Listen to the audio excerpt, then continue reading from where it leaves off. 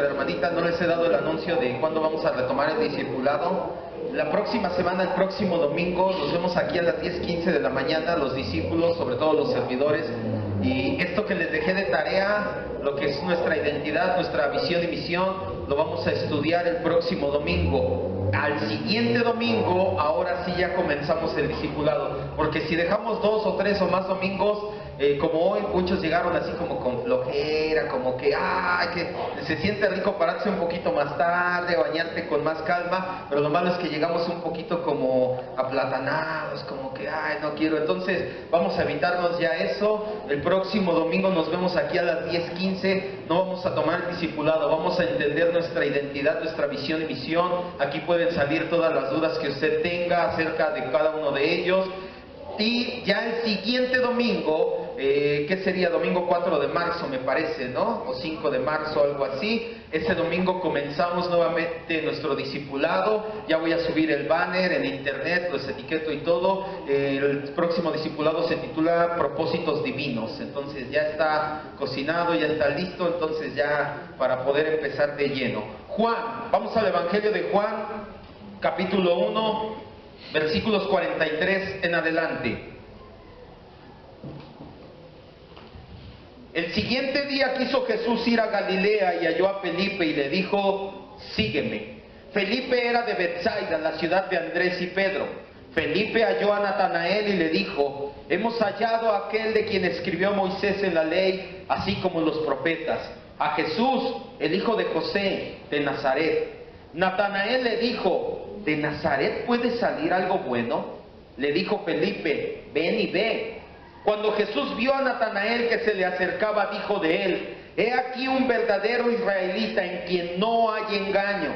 Le dijo Natanael: ¿de dónde me conoces? Respondió Jesús y le dijo: antes de que Felipe te llamara, cuando estabas debajo de la higuera te vi.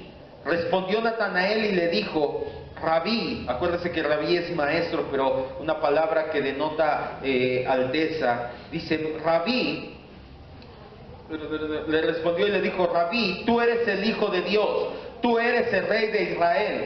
Respondió Jesús y le dijo: porque te dije, te vi debajo de la higuera, ¿crees?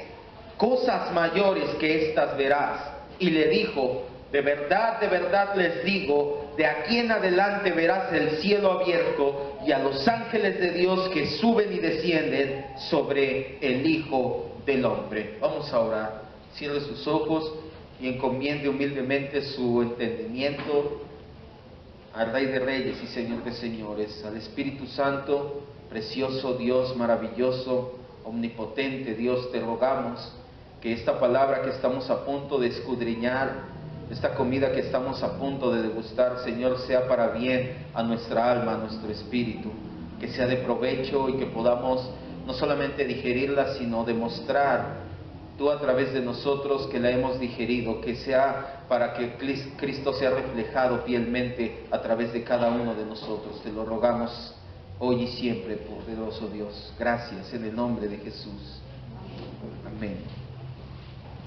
Estamos terminando el primer capítulo de Juan. Hoy es la 12ª predicación en el primer capítulo del Evangelio de Juan. El primer capítulo del Evangelio escrito por el discípulo amado. En la introducción vimos quién es el discípulo amado, Juan. Encontramos una riqueza doctrinal y espiritual muy profunda. Juan muestra de forma sublime la unión hipostática, 100% Dios, 100% ser humano, en la única persona de Jesucristo. Posteriormente Juan ya comienza a narrar la presentación de Jesús a la multitud por parte de Juan el Bautista. Juan el Bautista presenta a Jesús y le dice: he aquí el Cordero de Dios que quita el pecado del mundo, y habla de Cristo como nuestra Pascua. Vimos una enseñanza acerca de Cristo como nuestra Pascua. A partir de ese momento de que Cristo es presentado, el Evangelio se dirige ahora sí de lleno a la vida y obra del ministerio terrenal de Jesucristo. Comienza con la narración de los dos primeros discípulos, Andrés y Juan, que antes habían sido discípulos de Juan el Bautista. Eso lo vimos la semana pasada. Fue tal el impacto que causó el Cristo, el Mesías, el mediador en sus vidas, que ellos, Juan principalmente, recordó hasta la hora. Muy probablemente tardó 65 años en escribir este evangelio de cuando habían sucedido los hechos, y el apóstol Juan se acordaba hasta la hora exacta. Tal fue el impacto de Jesús en su vida. Lo siguiente que nos narra el apóstol Juan es el llamado de Felipe y de Natanael.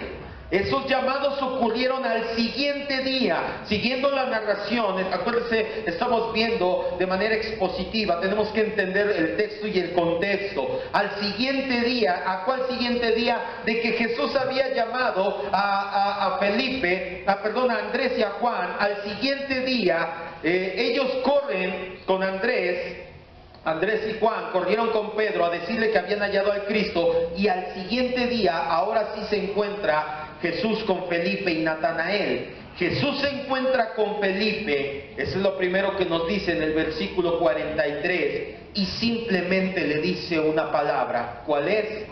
Sígueme. Lo primero que vemos en esta simple pero poderosa frase al mismo tiempo por parte de Jesús es que Él no les hacía grandes promesas. Él no prometía, como decimos aquí en México, las perlas de la Virgen. Él no hacía las promesas del tipo de prosperidad. No le dijo que le daría su mejor vida. No le prometió posesiones. No le prometió casas. No le prometió nada. Únicamente le dijo una palabra: sígueme. También podemos darnos cuenta que Felipe sabía de qué se trataba el mandato, o la propuesta, más bien es un mandato de Jesús. La palabra griega que utiliza para sígueme es akolouteos, que significa: ven por el mismo camino que yo que estoy caminando, acompáñame como mi discípulo. Jesús no le estaba pidiendo permiso de entrar en su corazón. Jesús no le preguntó si le daba permiso de ser su maestro, de enseñarle. Él le estaba dando una orden. Él le estaba diciendo: vas a caminar el mismo camino que yo estoy caminando, y vas a ser mi discípulo de ahora en adelante. Felipe accedió inmediatamente. Esto ya lo vimos hace tiempo en el estudio de Cristología, pero no lo voy a dejar de resaltar. ¿Por qué a la propuesta de Jesús únicamente se acerca con Felipe y le dice: sígueme? ¿Por qué Felipe inmediatamente se para y lo sigue? Es notar esto, pues el carisma, la personalidad de Jesús era tal que no tuvo necesidad de dar más explicaciones. Jesús no le dijo: oye, tú vas a ser uno de mis 12 discípulos, yo voy a fundar el cristianismo, yo soy el Mesías y tú me vas a seguir. Jesús no le dijo nada de eso. También hay gente que dice: no, es que ellos sabían que Jesús era famoso y los milagros. Si usted lee la escritura, Jesús todavía no había hecho ninguna señal milagrosa, no había hecho ningún milagro, ningún prodigio, no había hecho fama, porque cuando usted lee los demás evangelios, era tal la fama de Jesús que estaba en una casa predicando y abrieron en el techo, abrieron un agujero de que no podía pasar la gente y descolgaron la camilla con un enfermo para que Jesús orara por él. Si después de ver eso Felipe, Jesús le dice: sígueme, Felipe dice: sí, me conviene. Este hombre es tan famoso que cuando se para a predicar se sienta en una barca, se juntan 5,000 personas mínimo alrededor de él. Eso no fue lo que pasó, no fue el motivo por el cual Felipe accedió. Era la personalidad única, era la personalidad impecable de Jesús lo que prácticamente arrastró a Felipe detrás de él. En Cristología aprendimos que cuando decimos personalidad impecable, nos estamos refiriendo a la incapacidad voluntaria de cometer cualquier tipo de pecado. Eso capacitaba a su persona, su personalidad, para dar este tipo de órdenes y ser obedecido de inmediato. ¿Se acuerdan que vimos una enseñanza? Hasta traje aquí unas diapositivas y le ponía el rostro de Jesús como muy probablemente era un hombre de facciones toscas, de tez morena clara, de ojos oscuros. No era como muchos creen el retrato que más común por ahí anda de Jesús. Muchos creen que era el amante homosexual de Miguel Ángel, Tomaso de Cavalieri se llama. Él amaba a este hombre y cuando le encargaron hacer un retrato de Jesucristo, él retrató a su amante homosexual. Eso es lo más probable que haya sucedido. Jesús no era de ese tipo de personalidad, de ese tipo de carisma, tipo Brad Pitt o cualquier otra personalidad que usted conozca hoy en día. Jesús era una persona, si usted lee el libro de Isaías 53, dice que no tenía hermosura ni parecer en él. Y cuando vemos las palabras originales en hebreo, significa que no tenía buena apariencia física, que no había nada que llamara la atención de manera sensual en su persona. Pero Jesús, al no cometer ningún pecado, sucedieron dos cosas. Pudo ser el Cordero de Dios que quitó el pecado del mundo, y su personalidad era tan impecable. Por eso es que muchos decimos, ¿cómo quedó? Impecable. Eso está mal utilizado, esa palabra. Impecable, solamente uno, Cristo. Y era tal su personalidad, tan impecable, que cuando él decía, sígueme, Felipe simple y sencillamente se paró y lo siguió. En el versículo 43 leemos que Felipe halló a Natanael, en el 44, perdón, y 45, vemos que Felipe halló a Natanael, quien con toda seguridad es Bartolomé, citado en Mateo 10.3. Vaya a Mateo 10.3. Quiero que quede bien claro esto, porque también van a ir saliendo ahí algunas dudas, ahorita más adelante también. Porque el Evangelio de Juan, el Evangelio de Juan es el único que nombra a a Natanael. Y mucha gente dice, ya ves, la Biblia se contradice. ¿Cuál Natanael? Natanael, los eruditos bíblicos concuerdan en que es Bartolomé, citado en Mateo 10.3. Hacen una comparación de sus vidas, de los escritos originales, y van saliendo discípulo por discípulo, se va cotejando en los demás evangelios, y el que queda también cotejado es Natanael con Bartolomé.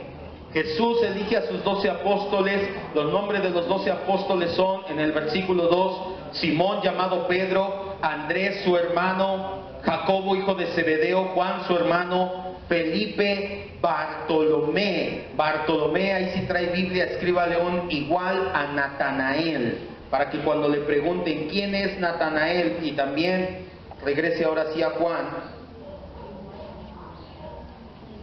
en Juan 1.45, Natanael igual a Bartolomé. La Biblia no se equivoca, no tiene errores, es infalible y es inerrante. Felipe le da una noticia a Natanael. Felipe le dice que ha hallado a aquel de quien escribió Moisés en la ley, aquel del que también escribieron los profetas. Felipe, muy probablemente, sin saberlo a ciencia cierta, estaba hablando una gran verdad, que Jesucristo es el tema central de la Escritura. Vamos a dos citas, Lucas 24:27. Atrasito nada más, una hoja atrás, Lucas 24:27. Jesús se acerca y le dice a Felipe, sígueme. Felipe lo sigue. Felipe va y encuentra a Natanael y le dice a Natanael, oye, acabamos de encontrar, hallamos al Cristo que escribió Moisés, que está escrito en la ley, vaya, del cual escribieron los profetas.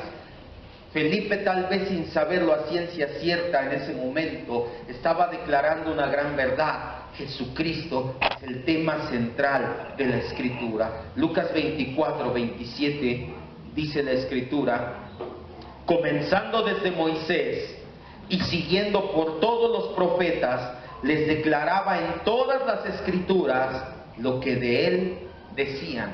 Jesús resucitó y después se encontró en el camino a dos discípulos que iban de Jerusalén hacia Emaús. Entonces esos dos discípulos iban conversando entre sí, no sabían que era Jesús el que se había parado con ellos. Jesús les pregunta: ¿qué pasa? ¿Qué piensan? Y ellos le dicen: ¿no sabes todo lo que acaba de pasar? De cómo un tal Jesús y pasó esto y pasó lo otro. Jesús entonces les empieza a enseñar por toda la Escritura, Moisés, los profetas, toda la Escritura hablan de quién, de mí, les dijo Jesucristo. Hechos 3:18.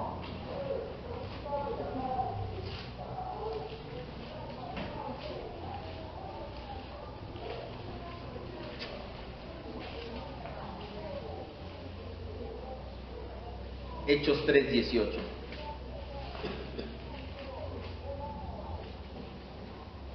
Pero Dios ha cumplido así lo que había anunciado antes por boca de todos sus profetas. Todos los profetas escribieron acerca de él, que su Cristo había de padecer. Ya lo ahondamos hace tiempo cuando hablamos de Jesús como el Verbo, el Logos, la palabra, el pensamiento mismo de Dios hecho persona y plasmado en la Escritura. Jesús, su obra redentora está plasmada en toda la Escritura. Desde Génesis 3:15, que es la primer promesa de un Redentor, hasta el último evangelio que se escribió, el último libro que se escribió, que es el Evangelio de Juan, con el cual se cierra el canon, que se narra la pasión, muerte y resurrección de nuestro Señor Jesucristo. La Escritura tiene un tema, decían hace un momento, es una unidad, y ese tema y esa unidad es Jesucristo y el plan de salvación. Es importante esta situación, porque cada vez que leamos la Escritura hemos de buscar a Cristo. Él está ahí, Él es el tema central de la Escritura. Si solo leemos por información, nuestras vidas no solo no se ven transformadas, sino que te vuelves religioso y legalista en tu forma de pensar. Cada vez que tú leas la Escritura, tienes que leerla buscando a nuestro Señor Jesucristo. Regresa a Juan 1.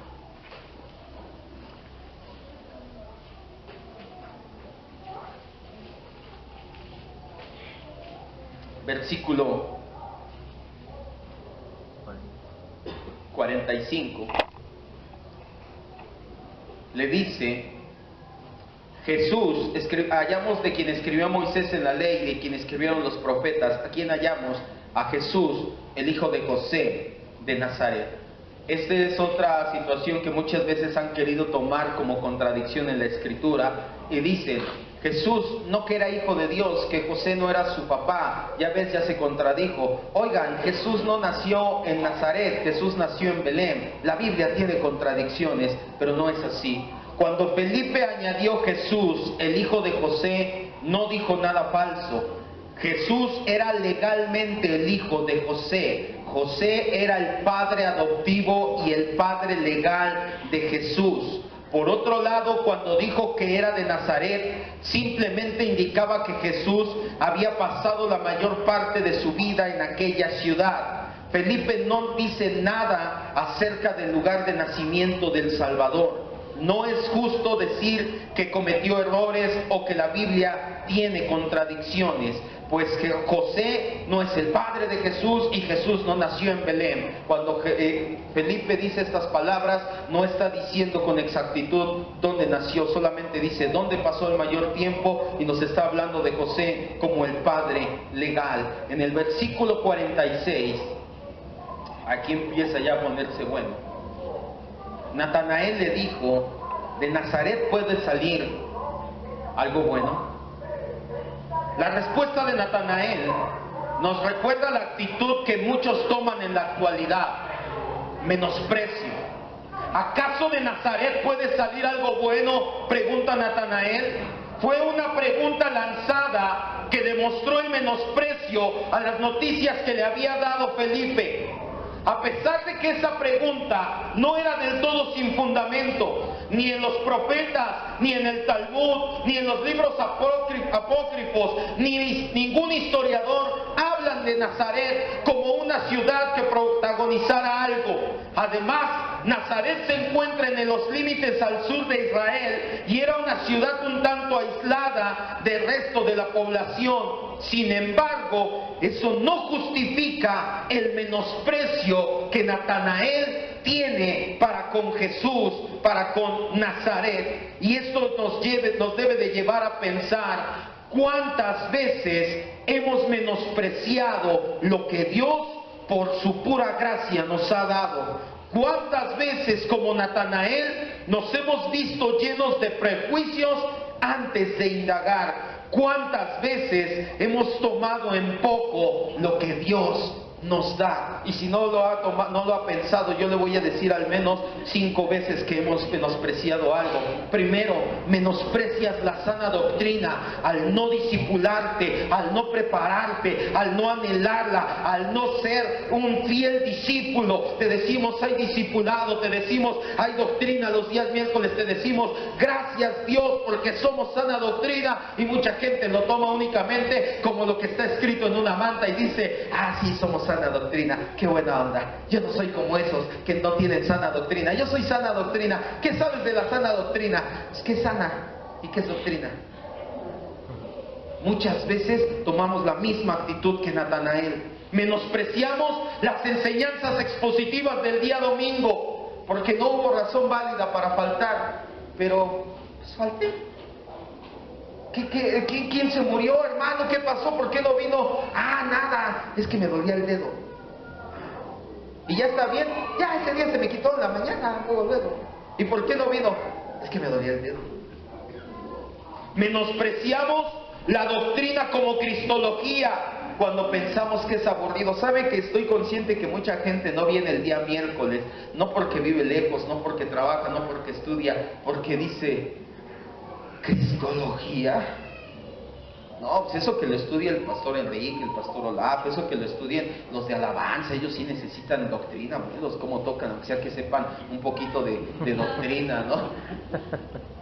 Pero yo, no, es que eso me aburre. Menospreciamos la doctrina, menospreciamos la oración corporativa cuando los lunes sin razón alguna no asistes a orar, no tienes ningún motivo, tienes todo el tiempo libre. Y esto se los he dicho, yo estoy consciente que hay gente que vive lejos, que trabaja, que estudia, no se sientan ustedes atacados, pero la gente que por ningún motivo, no tiene ningún motivo válido y dice, no, pues si yo oro en mi casa, ¿estás seguro que es lo mismo orar en tu casa que orar como cuerpo de Cristo? No es lo mismo. Pero mucha gente menosprecia venir a orar porque también se aburren. ¿Se acuerdan que les he dicho otras veces, cómo quieres pasar una eternidad en el cielo si no puedes pasar una hora de rodillas en oración con el que va a estar en el cielo toda la eternidad? Tú no quieres el señorío de Cristo, tú solamente quieres su salvación, tú solamente quieres voltear al infierno y decir, ay, la hice, pues ahora aunque me aburra en el cielo, pero preferible aburrido que quemado. Eso no es ser cristiano. Un verdadero cristiano, lo vimos la semana pasada, un discípulo, como el ciervo brama por las corrientes de las aguas, así está sedienta nuestra alma cada día más y más de Jesucristo. Ese es un verdadero discípulo. Hay quienes menosprecian el alimento que se da cuando no predica el pastor. Mucha gente, nos llegó a pasar, ahorita solamente estamos 2, Dios mediante empiece a levantar más personas, pero hace tiempo éramos 5 o 6 predicadores y mucha gente ya llevaba la cuenta y decía 1, 2, 3, 4 miércoles y no va el pastor, 1, 2, 3, 4 domingos y no va el pastor. Y entonces no venían los miércoles o no venían los domingos, que sabían que yo no predicaba, despreciaban el alimento que traían los demás siervos, y mucha gente también lo sigue haciendo hoy en día. Si no puede decir amén, aunque sea diga ay. Felipe le contestó sabiamente a Natanael, no presentó argumentos, no le refutó, no presentó objeciones, no lo exhortó, simplemente le dijo, ven a ver con tus propios ojos. Le dijo, ven y ve, como si le estuviera diciendo, ven a ver a Jesús. Y cuando tú veas a Jesús y de verdad conozcas a Jesús, te vas a dar cuenta como yo que es el Mesías, que es el Cristo, que es el Salvador, que es el mediador, como lo hice yo también. Felipe no se equivocó cuando llamó a Natanael a conocer a Jesús. Jesús de inmediato dio señales de su divinidad. Aquí mismo, en el versículo 47, cuando Jesús vio a Natanael que se le acercaba, dijo de él: he aquí un verdadero israelita en quien no hay engaño. Jesús estaba dando muestra de su divinidad. Jesús es Dios. ¿Cuántos dicen amén? Necesita tener 4 atributos para ser Dios. Eternidad, no tiene principio ni fin, desde la eternidad hasta la eternidad. Omnipotente, todo lo puede. Omnipresente, todos lados está al mismo tiempo. Omnisciente, todo lo sabe. Jesús estaba dando muestra de su divinidad cuando le dice: mira, aquí un verdadero israelita en el que no hay engaño. Jesús no estaba adulando a Natanael, no estaba tratando de convencerlo para que le siguiera. Ya lo entendimos, no tenía necesidad de eso. Jesús le dice esta frase sinceramente porque en aquella época era difícil encontrar a alguien como él. Y sobre todo lo hacía en contraposición con el patriarca Jacob, que hace una alusión en el versículo 51. Vaya a leer el versículo 51 allá adelantito. Jesús le dice, aquí hablando todavía con Natanael: de cierto te digo, de aquí en adelante verás el cielo abierto y a los ángeles de Dios que suben y descienden sobre el Hijo del Hombre. ¿De quién habla aquí? De Jacob. ¿Ha leído el libro de Génesis? Me parece, lea del 34 en adelante, o es más, lea todo Génesis. Cuando llega al 34 en adelante, se va a encontrar con la historia de Jacob. Jacob usurpa. Jacob era un engañador y un estafador. Lo hizo con su hermano, lo hizo con su padre, lo hizo con su tío. Jacob usurpa el lugar de su hermano, sale huyendo porque cree que su hermano lo va a matar. Y en esa huida, él llega a Betel, duerme en Betel, y se abre una visión a Jacob y ve los ángeles de Dios subiendo y bajando ese mismo día. Jesús habla con Natanael y le dice: un verdadero israelita, no como Jacob, que tenía engaño, pero tú, sin engaño, también vas a ver como Jacob los cielos abiertos y ángeles de Dios subiendo y bajando. Jesús no le dijo que no tenía pecado. Eso iría en contra de Romanos y de toda la Escritura en general. Jesús le dice sin engaño.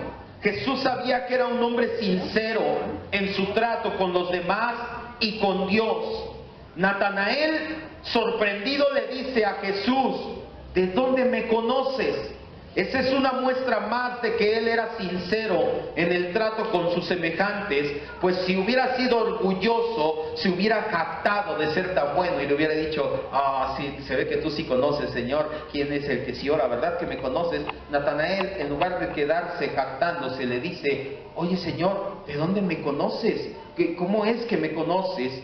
Jesús le conocía aún antes de que Natanael naciera. Jesús ya sabía todo acerca de él, y eso no deja de sorprendernos, ni debe de dejar de sorprendernos nunca, que a pesar de que Dios nos conoce nuestras fallas, conoce nuestros errores de carácter, conoce nuestros pecados ocultos, conoce nuestras maldades más recónditas, aún así Dios nos ama y nos ha elegido para ser sus hijos. Que eso jamás lo deje de sorprender, amado hermano. Aquellos que piensan que son dignos, merecedores de la gracia de Dios, son los que aún no lo entienden en realidad, lo que es la gracia, lo que es un regalo inmerecido, lo que es que a pesar de que eres lo vil, lo más bajo, lo menospreciado, y en el caso de los que creen merecerlo, aparte son orgullosos y arrogantes, pero que aún así Dios, que es rico en amor y misericordia, nos ha regalado el don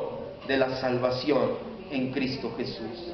Jesús sigue dando muestras de su omnisciencia. Ahí mismo adelantito, versículo 48. Le dijo Natanael: ¿de dónde me conoces? Jesús lo conocía antes de que naciera. Le respondió Jesús y le dijo: antes que Felipe te llamara, cuando estabas debajo de la higuera, te vi. Jesús conocía a Natanael en la intimidad de su altar personal, su tiempo devocional con Dios por medio de la meditación en la palabra de Dios. Los israelitas, todo buen israelita, tenía un buen hábito, diario leían la Biblia en su casa debajo de una higuera. Quiero que me vea y ponga mucha atención a esta situación. Cuando Jesús le dijo, cuando estabas debajo de la higuera, no le dice nada más porque sí. Los israelitas tenían 3 árboles simbólicos en sus casas, todo buen israelita. Tenía un olivo que representa la presencia de Dios todo el tiempo en tu casa, para nosotros el Espíritu Santo. Tenían una vid que representa la relación de Dios con Israel en matrimonio, y lo vamos a ver más a fondo cuando lleguemos a Juan 15, en poco más de un año. Y tenían una higuera, perdón, iba a decir otra vez un olivo, y tenían una higuera que representa el fruto que Dios espera que demos nosotros. ¿Qué fue lo que maldijo Jesús porque no había fruto ahí? La higuera. ¿Qué le dice? Sécate, porque no das fruto. Por eso es que los israelitas plantaban en el zaguán, a la entrada de su casa, una higuera o más, pero mínimo tenían que tener una ahí. Un buen israelita salía a determinada hora del día, se sentaba en la higuera, abría su rollo de Torá, leía la Torá y la meditaba en un tiempo. Por eso es que Jesús le dice, cuando estabas en la higuera, en tu tiempo devocional, en tu tiempo de intimidad, ahí yo te conocí. Aún antes de que tú te pararas, de que tú hicieras algo, ya te conocía yo. Natanael meditaba en la palabra de Dios cuando repentinamente, y aquí es donde vamos a llegar a lo bueno en la predicación del día de hoy, es sacado de su comodidad para seguir a Cristo. Natanael, quiero que vea el cuadro. Es más, cierre sus ojos, ahorita los abre, estamos un poquito dispersos, y quiero que se imagine el cuadro. Está Natanael, un judío piadoso, un judío sincero en su trato con Dios y con los demás hombres. Él todos los días, en la mañana, a mediodía, ve tú a saber, vamos a ponerle una hora X, sale, lleva su rollo, su Torá, se sienta en la higuera, abre su rollo y empieza a leer la palabra de Dios. Cierra el rollo después de unas cuantas palabras y empieza a meditar, a rumiar, a pensar intensamente en lo que acaba de leer.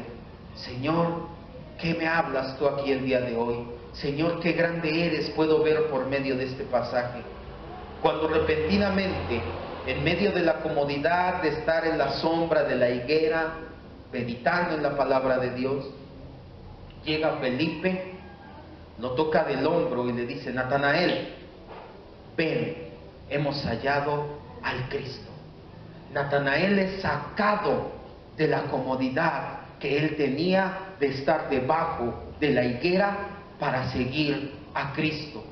Cada vez que leemos en la Biblia de algún personaje que iba a ser usado por Dios, vemos que primeramente Dios lo que hace es sacarlo de la comodidad personal. Dios lo saca de su estado de confort. Dios nos saca de la zona segura para hacerlo dejar de confiar en sí mismo, para que ya no confíes en tu capacidad, para que ya no confíes en tus dones, para que ya no confíes en tu inteligencia, para que ya no confíes en ti mismo, para que ahora empieces a confiar completamente en Dios. Abraham lo sacó de la casa de su padre. En Génesis 12:1, Dios habla a Abraham y le dice, Abraham, sal de tu tierra, de tu parentela, de la casa de tu padre. Ahí están tus tíos, ahí están tus amigos. Toda tu vida ha estado en ese lugar. Eres un brujo reconocido en ese lugar. Pero yo voy a hacer de ti una nación grande. Lo primero que voy a hacer contigo es sacarte de la casa de tus padres. Sal de tu comodidad, le dice Abraham. A José lo llevó de su casa, de ser el hijo mimado, de ser el hijo consentido, de ser el hijo que le regaló túnica a su padre, cual túnica no tenían sus hermanos, para ser esclavo y después hasta prisionero en la tierra de Egipto. Pero José preservó al pueblo de Israel por medio de salir de la comodidad. A Moisés lo sacó de la casa del faraón. Él era príncipe en Egipto. Todo lo que faraón tenía a su disposición, los mejores dotes, las mejores casas, los mejores lujos estaban en manos de Moisés, y lo humilló literalmente hasta lo más bajo. Para los egipcios, la mentalidad egipcio de esa época, si tú eras pastor de ovejas, no había un lugar más bajo en el cual pudieras caer. Dios lo saca del palacio, lo lleva al desierto y lo hace pastor de ovejas durante 40 años. A David lo sacó del palacio de Saúl. Era su yerno, era el hombre consentido en todo Israel. Cuando llegaba de la guerra la gente cantaba: Saúl mató a miles, David a sus 10,000, ¡viva David! Y después lo hizo un paria, un perseguido a muerte en todo el país.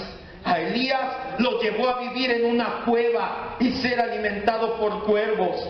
A Pedro lo sacó del oficio de toda su vida. Toda su vida había sido pescador, sabía cómo ganarse la vida, sabía qué hacer, y el Señor le dice: sal de ahí, ven y sígueme.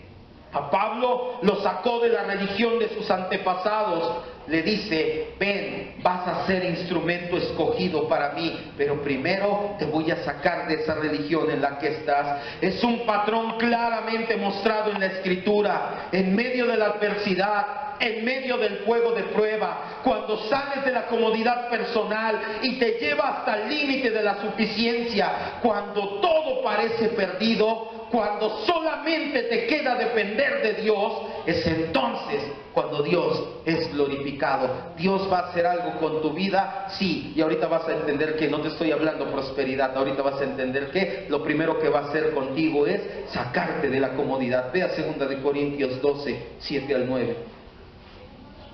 Te das cuenta cómo es un patrón en la Escritura, y después lees Hebreos 11 y te das cuenta que todos ellos, todos los héroes de la fe, es lo mismo.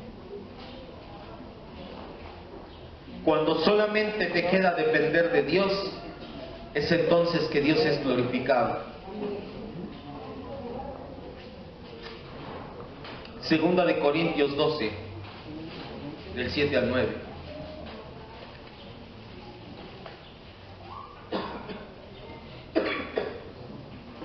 Segunda de Corintios 12, del 7 al 9.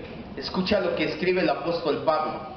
Pablo ya era un hombre que había fundado iglesias en 2 continentes. Ya había escrito, si no todas las cartas, que son más de la mitad del Nuevo Testamento, ya había escrito varias cartas de gran influencia doctrinal. Pablo ya había orado por gente que había sanado, ya había resucitado a Dorcas, ya mandaba sus paños, haga de cuenta que mandaba su corbata y decía: póngasela encima al que está enfermo, y él sanaba el enfermo. Pues a ese Pablo el Señor le dice: aún así sal de tu comodidad para que dependas solamente de mí. 2 Corintios 12, del 7 al 9 dice Pablo: y para que la grandeza de las revelaciones no me exaltase desmedidamente. Aquí habla de cuando fue llevado al tercer cielo y dicen: ¿saben qué? Yo conozco y he visto cosas tremendas, pero para que no me crea el muy grande, para que no crea que no necesito de Dios, porque yo solito soy muy bueno, me fue dado un aguijón en la carne, un mensajero de Satanás que me abofetee, para que no me enaltezca, para que no me crea muy superior sobremanera. Aspecto en lo cual 3 veces le rogué al Señor que lo quite de mí, y Dios le ha contestado: no te lo voy a quitar, que te baste mi gracia, porque mi poder se perfecciona cuando tú eres débil. Mucha gente cree que Pablo padecía conjuntivitis. En el libro de Tesalonicenses Pablo les escribe y les dice: ustedes son tan buenos conmigo que yo sé que si pudieran me daban hasta sus ojos. De que Pablo de repente enfermaba de conjuntivitis y no podía ni ver. Dicen que es un ardor, un dolor horrible en los ojos. Cuando se llena otra vez de lagañas, los ojos se hinchan. Pasaba varios días sin poder ver, hacer nada. Ya se empezaba a restaurar Pablo, y ahora sí, Pablo, Dios lo saca de su comodidad, y Dios le dice, después de orar 3 veces a Pablo: no te voy a sanar, te debe de bastar mi gracia, porque cuando te saco de la comodidad es cuando yo soy verdaderamente glorificado. La comodidad fuera de Cristo es perjudicial para el ser humano. Leemos en el libro de 2 de Samuel capítulo 11 y 12: no vaya que un rey llamado David se acomodó al mundo. En el tiempo que salían los reyes a la guerra, David se quedó en su casa, cómodo, estable, en un confort, en una zona segura. Y cuando llegó en esa comodidad humana, ¿qué sucedió? nada más cometió el peor pecado de su vida. Vio a Betsabé desnuda, la deseó y adulteró con ella, mató a su esposo de Betsabé, Urías Eteo.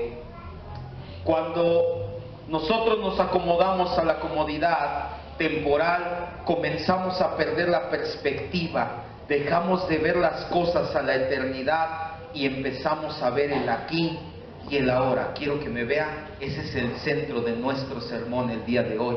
Cuando usted empieza a entrar en una zona cómoda y segura, no le sorprenda que Dios llegue y le empiece a decir: levanta tantito la mano, sálgase de ahí, no se salga, no tiene cosquillas, sálgase, tenía que brincar y salirse de ahí. No nos debe de sorprender que Dios nos empiece a pegar por todos lados y te empieces a levantar, porque cuando tú entras en un tiempo de comodidad aquí y pones tus ojos como David en el aquí y el ahora, pierdes la perspectiva de que hay eternidad. Por eso es que cada vez que Dios nos sacude de nuestra comodidad, como a Natanael, nos llama a aplicar lo aprendido debajo de la higuera. No nos está disciplinando necesariamente por algo malo que hiciste, ni mucho menos te castiga por pecados en el pasado. Es la manera en que Dios nos mantiene con la mirada fija en Jesucristo, el Hijo de Dios. Cuando Dios nos saque de nuestra comodidad, estemos agradecidos de que lo haga, pues de no hacerlo, si nos deja amoldarnos a este mundo perdido, también nosotros estaremos perdidos por la eternidad. Vaya a Primera de Pedro 4, 12 y 13. Ahora entienden por qué tantas situaciones han pasado en su vida. Y aquellos que ahorita están en un tiempo de prueba, que Dios nos está sacando de la comodidad, yo quiero decirle algo de parte de Dios. Qué bueno que está sucediendo eso. Si usted ahorita está fuera de su comodidad porque está sufriendo alguna enfermedad, porque está teniendo falta de dinero, porque está teniendo algún problema, porque está teniendo cualquier N situación que sea, quiero decir gracias a Dios, porque Dios lo está sacando de su comodidad. Porque si Dios lo deja en su comodidad, entonces usted va a estar eternamente perdido. Pero cuando Dios nos saca de la comodidad, es para que dejemos de ver aquí y ahora y volteemos a ver hacia arriba, hacia la eternidad. Primera de Pedro 4, 12 y 13. Amados, no te sorprendas del fuego de prueba que te ha sobrevenido, como si alguna cosa extraña te aconteciera. Cada vez que Dios te pase una prueba, no te sorprenda, no es algo extraño, es algo que Dios va a estar haciendo. Dios te va a estar sacando de la comodidad. Gózate, porque participas de los padecimientos de Cristo, para que también en la revelación de su gloria se gocen con gran alegría. Las enseñanzas antropocéntricas que nos dicen que Dios quiere lo mejor para nosotros, que por eso nos va a dar cosas materiales, nos va a bendecir en nuestro matrimonio, que a nuestra familia siempre le va a ir bien, son un total engaño.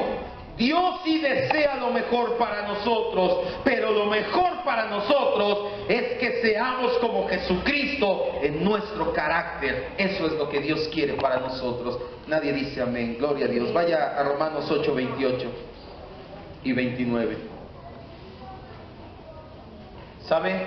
Hace tiempo fuimos a un evento de matrimonios muy bonito, pero a mí me decepcionó algo que dijo un pastor ahí, porque creo que son varios pastores, y dijo que Dios quiere que nuestro matrimonio sea feliz, que Dios quiere que nuestro matrimonio sea próspero, que Dios quiere que nuestro matrimonio sea duradero. No es cierto, no es cierto.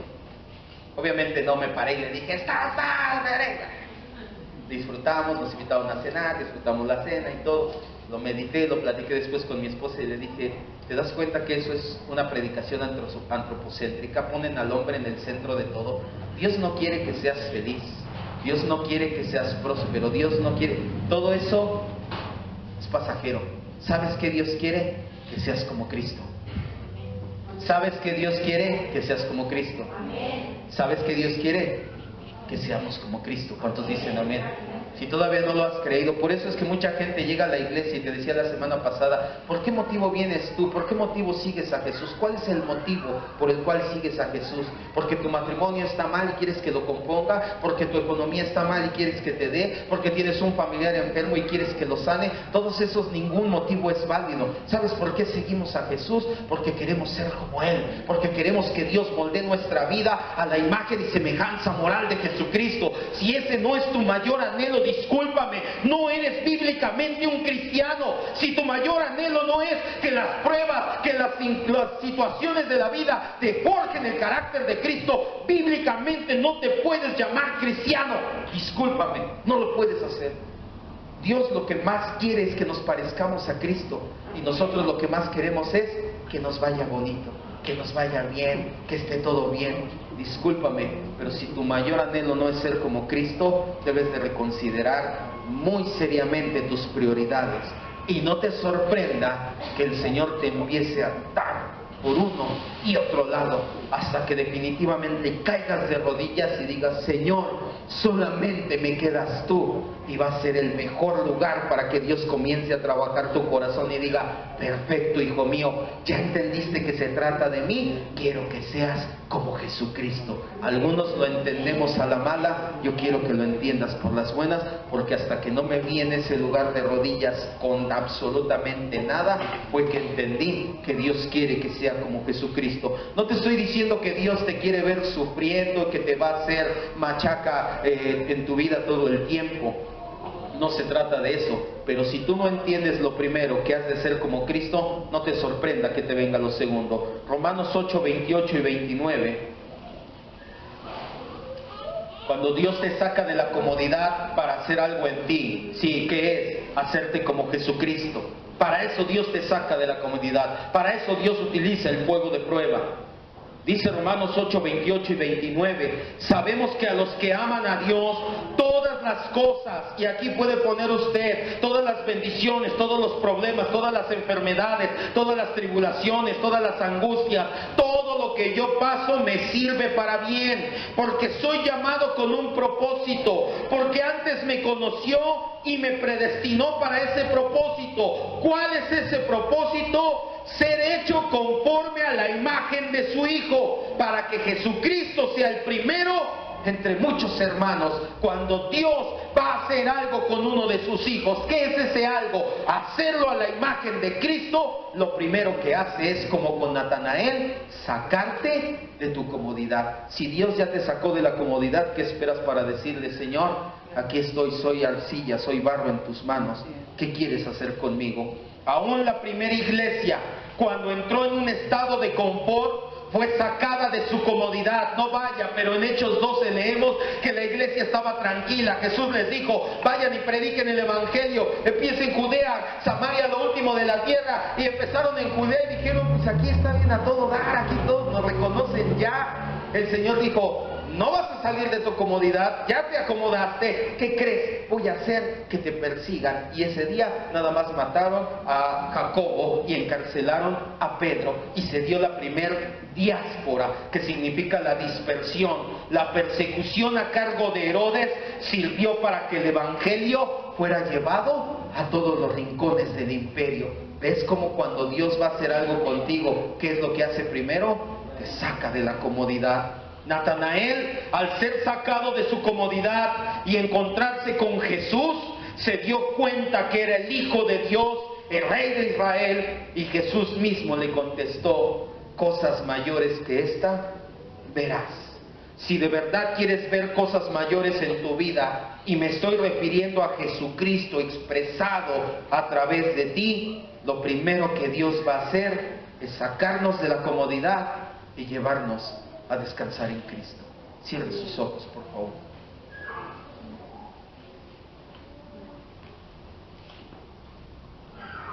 Mucha gente está en un estado de confort y comodidad del mundo personal, en el cual ya se amoldó, ya se acomodó, ya está bien tranquilo, no está comprometido con nada, no tiene que sacrificar nada, no tiene que hacer nada de más. Yo quiero decirle, amado hermano y hermana, si usted es hijo de Dios, Dios lo va a sacar de su comodidad. No se espere a que Dios le saque de su comodidad. Hágalo. Empiece verdaderamente a buscar ser como Cristo. Empiece a discipularse. Deje de menospreciar como Natanael al principio. Deje de menospreciar lo que Dios le da en este lugar. Y empiece a ser discipulado y a reflejar a Cristo. Ese es el propósito del discipulado, reflejar fielmente a Jesucristo.